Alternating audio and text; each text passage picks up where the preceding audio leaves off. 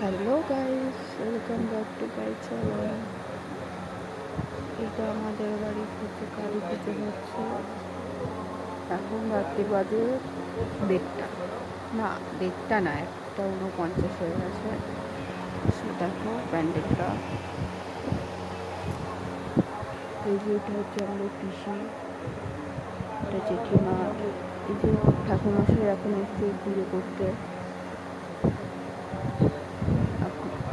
তোমাদের সবাইকে শুভ দীপাবলি। এখন পুজো শুরু হবে।